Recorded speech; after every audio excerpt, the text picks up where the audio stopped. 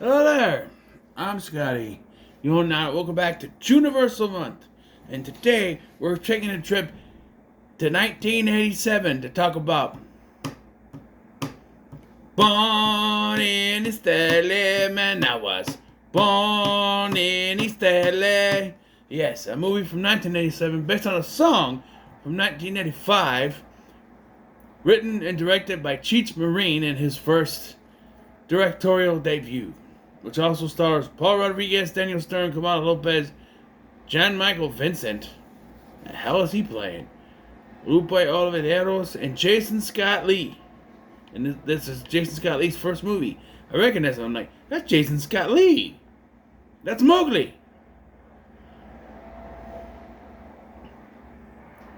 This was Cheech's first movie without Chung. Yeah. Uh, yeah, this was pushed by executive Frank Price, who was shortly fired after the production of Howard the Duck. So he was not involved with this for long. So, yes, and the movie follows Rudy Robles as he is unfairly and I would say illegally shipped to Mexico. This movie frustrated me because it's like they're like, he's like, oh, I'm from East LA. Like, oh yeah, you got your ID? No, I left it in my wallet. And they're like, okay, you're going down there. I'm like, excuse me. I feel like there's a few more steps here you need to take. Then just no, you're just that's racist. Okay? Pisses me off. So what the plot is that Rudy is told by his mother, she and his sister are conveniently going to Fresno for the weekend. So he's got to go pick up his cousin Javier at a factory downtown in Los Angeles. And there's just so much convenience. His mother has to be out of the town so that he cannot, be able to call them. And then there's a running gag that is just stupid. I didn't laugh. The first time was funny, but then they keep doing it. Where his mother has put a picture of Jesus on the place where the telephone is. It's on like a little stand. And they put it where she put where the telephone is. So now Javier, having made his way to Rudy's house, every time the phone rings, apparently he doesn't understand what a phone is, but he just sees Jesus and the message pops up of the answering machine, and he thinks Jesus just talks to him. The first time was funny. How it's funny, and I did laugh at the one where he give me a beer, a cerveza, but like cerveza. I'm like, okay, but I don't know. But they keep cutting back to it. I'm like, why? Why do we keep cutting back to it? It's not even Rudy that keeps calling. If the joke was that every time Rudy calls, something happens, sure. But he stops calling at a certain point, and it's just other people calling. Why do we keep cutting back to his cousin? Anyway, we start a normal morning. Rudy wakes up, right? Normal morning. His mom says, "Oh, your cousin, he's downtown at a factory. You need to pick him up." So he goes to do that. In the song, he goes down to the corner store to get a loaf of bread and a box of smokes when he's stopped by immigration. So he leaves his wallet at home, which you should never do. So he has no documentation. I get that. But here's the thing. So he is there to pick up his cousin.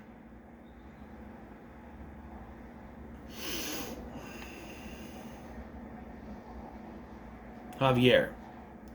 As soon as he gets there, immigration shows up. And everyone freaks out. And the guy's like, no, this is all my people are documented. I got him. And so someone hides him in a giant teddy bear costume that is going to be sent to a furnace or some sort. And he's arrested. And he tries to tell him, I'm from East LA. And he's like, oh, I can't. They're like, who's the president of the United States? Oh, that guy from Death Valley days, John Wayne. So it's like, okay, that's it. Because everybody in the entire world is going to know who the president is. Off the top of their heads. That's a dumb question to ask. Like, no, I get it. It was Ronald Reagan in 1987. But there's people out there who do not follow politics or vote. They're supposed to remember. What I do like is they do another version of this in the Cheech and Chong, hey, watch this special that they did on stage. And they changed it in the song instead of John Wayne. He's like, oh, it's that one guy, I rock your mama, because it was like 2009. I rock your mama. No, so he gets arrested, and here's the thing: he gets grabbed, shoved in a van, and taken to the border right away. And then he's there. He tries to explain the situation, and he's like, yeah, I'm from East LA. I was born in East LA. That's what happened, He says in Texas, hey, he doesn't speak any Spanish, just a little Spanglish. But he has no idea. He's like, hey, you take me back there. He's not saying to leave. He's like, someone go with him. He can find his. But here's the thing: if they did that, because he said his cousin, he says his cousin's probably illegal, but if he does that, he'll go to his house, and he'll prove he is legal. But then Javier will be taken down to Mexico. So I don't know. It's kind of a lose-lose situation. They won't do that. And when I'm sitting here, and I'm going, hey. He's like, no, you go out there, use that phone. In Mexico where you belong. And I'm like, excuse me? Because, he's like, oh, yeah, okay, I checked it out. My real name is Guadalupe. He said, you're 57, here he is, 57 years old. And I'm like, okay. And he's like, he ran away. He's been taken 9 times, make this 10. And I'm like, okay, obviously there's going to be someone else with his name. But, again, fingerprints. They did those in 1987. All they have to do is take his prints and run them through the registry, and they'll show that he's a documented U.S. citizen. But they can't do that, or there'd be no movie. So this whole movie, I'm sitting here going, if they just did his fingerprints, this would be over. It's so unnecessary. There's a point where he's trying to escape, right? Like, there's a whole thing where it's like, he wants to leave. He tries to... He meets this guy named Jimmy, played by Daniel Stern. And I'm watching this, and the whole thing, he's like, hey, I'll take you back, but you gotta give me money. And I'm like, because we gotta waste time. This whole thing would be over in 20 minutes. It was like, yeah, I'll take you back, and then just go. And you gotta get your money. And to get your money, you gotta do all these stupid jobs for me. He's selling oranges, but then he finds this mother and her children need them, so he gives them all to her. And then there's other jobs that he does. He's singing summertime blues. It's just like, I'm like, and I'm not saying this is a bad movie. It's not. It's a good movie. I just feel that when you really put common sense into this situation would not happen. Right? I really think if they did a couple more drafts of the script, because again, watching this entire movie, I just say, if they did his fingerprints, they would have sent him back to East LA already. They would have been, oh, I'm sorry, sir. Yeah, okay, you're an American citizen, right? Or if Jimmy wasn't so money hungry, right? There's even a scene that I got pissed off. It's like, so during there he meets Dolores, who he falls for, right? This woman.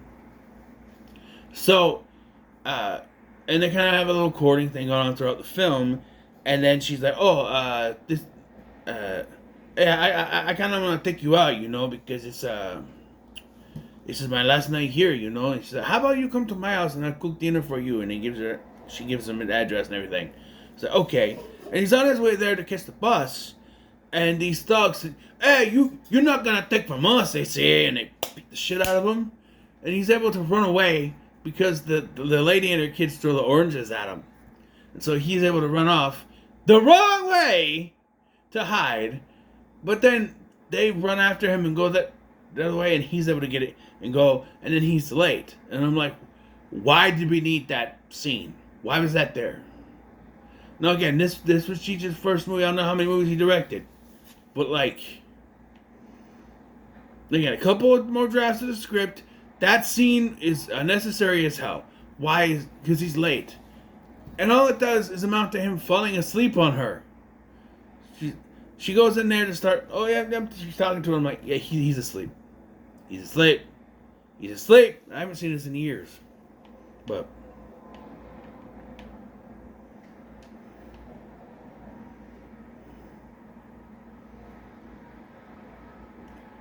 he only directed this. Really? This was the only film he ever directed. Looks like.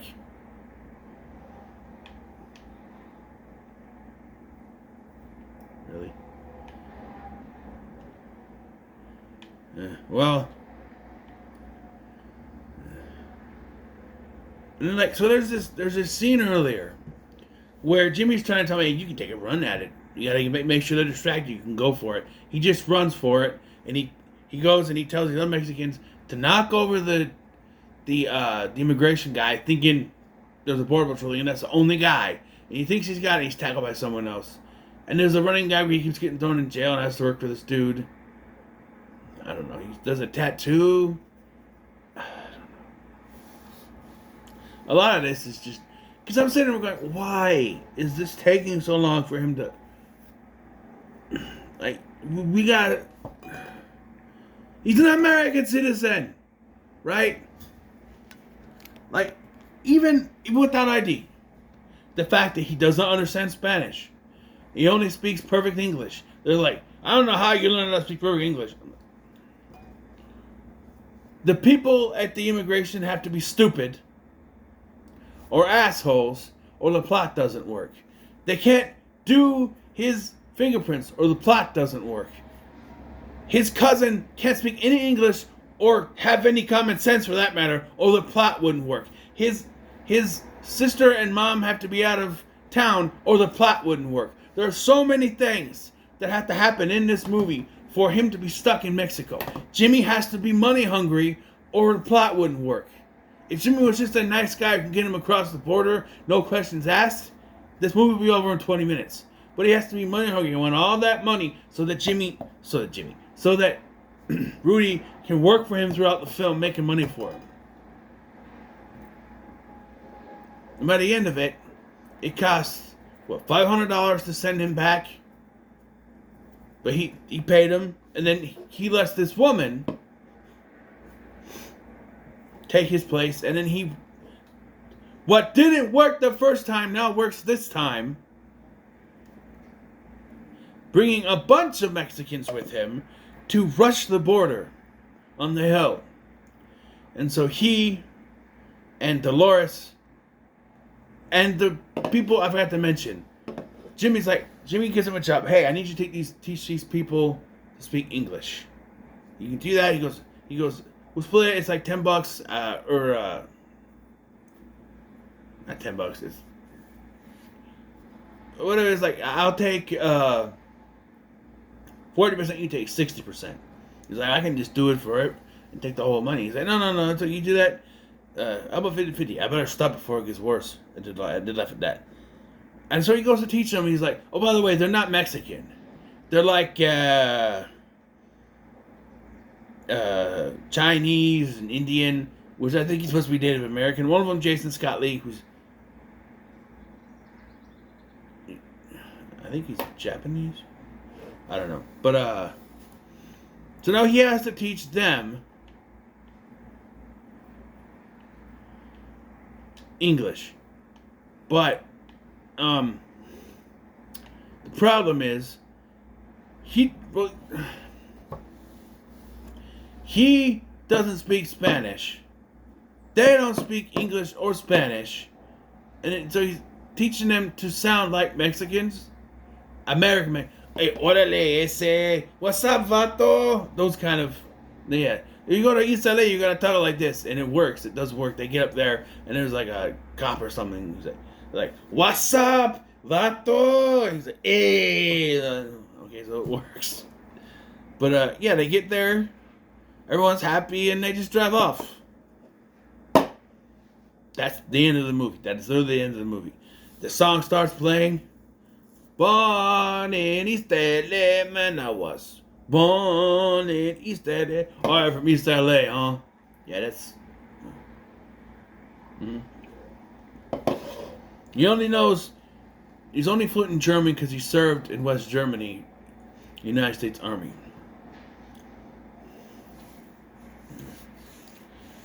It's fine. I think I've seen this once before. I thought it was okay. I think it's okay now. And you're wondering, well, Scotty, you're covering some of your favorites. Why did you? I wanted to cover this. I want to cover this because I'm like, this is one of those oddball ones. This is an oddball one I can do for this because it is an oddball one. This is not one you'd expect to pop up. You're like this is gonna pop up each day because I'm not telling you. I was giving hints and I stopped, but like, you're gonna see it and go, really? It's one of those things where it's like I'm not one of those that try to gauge for engagement, try to get engagement like that. But people just go, really? I might have to check this one out, right?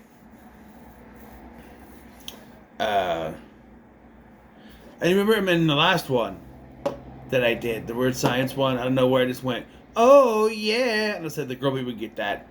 That's another one where it's like, that's a gag we do together, in Pete's Dragon. The two bad guys in Pete's Dragon, the original one, they have that song, every little piece, every little crease, and there's the part in the song where it goes, can't you hear that jingle jangle sound? Oh yeah, it's money, money, money by the pound. That part. That's a little gag we do with each other. I'll say it or he'll say it, and the other one will probably with, oh yeah. So in the middle of me doing that review, he messaged me on Facebook. The thing popped up. Don't you hear that jingle jangle sound? Immediately, my response, I could not help it. In the middle of the review, I go, oh yeah. And I told him about that. He's like, oh, I gotta see this review. I'm like, well, you have to wait till June 5th. As I'm recording right now, it's the middle of April. I'm recording this because I want to get ahead on it. Because I'm going to be on vacation the first week of June. So I'm trying to get all these done by then. I could stop halfway through the month at 15, do other things, but when I have to change the background, I kind of want to get it all done quick. This is review number 6. Excuse me. So I'm doing good. But yeah, I'll get this in the middle of the road. Like I said, I didn't expect it to be a masterpiece. Like I said, I've seen most of these movies that I'm doing, and some of these. It's been a while since I've seen this one, so but it's fine. Cheech does a pretty good job. I did not like the joke with Paul Rodriguez 2 times only. The first time it happened, I kind of laughed a little bit, and then when he gets him a cerveza, it did make me laugh. I did laugh. I'm like, that's funny, but like, this movie didn't do bad.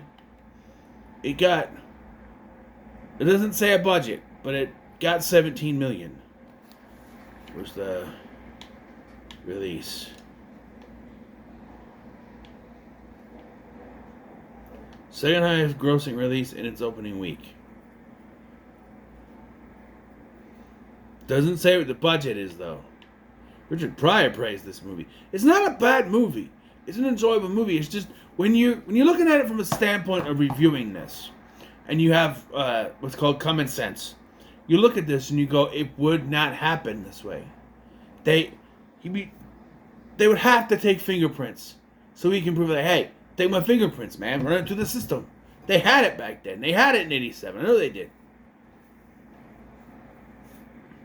He doesn't have ID. Fingerprints. Right? What about dental? Huh? About, There are other ways besides IDs to identify someone. Fingerprints, dental records. Hello? Running his picture through the system could have done it. They took a picture and ran it through the system. They also could have done that. They didn't have DNA yet. DNA testing, blood testing, they didn't have that yet. But they had the other stuff in 87. Okay? And what also, I maybe rolled my eyes when this happened. Because it's supposed to be a funny joke. Because, you know, at the beginning, you say, who's the president of the United States? And he's like, oh, the guy from Death Valley days, you know, John Wayne. And no. And then later, when he's talking about later he's talking with Jimmy, he's like, Ronald Reagan. And he looks at I'm like, and now he knows it. But he could tell, I know the president is man, it's Ronald Reagan. And be like, well, someone told you the answer. Right? And what would they even have done? He's like, oh, Ronald Reagan, man. Even if he had said that, because the plot he's having, like, oh, that's nice. Oh, yeah, I bet you someone told you that, didn't they? Who told you that, huh? I don't know. But it's fine. It's fine. You know? So what are your thoughts on Born in East LA? Because I love, make sure you like, share, and subscribe. Thank you for watching. I'm this guy, and I'll see you in the next one.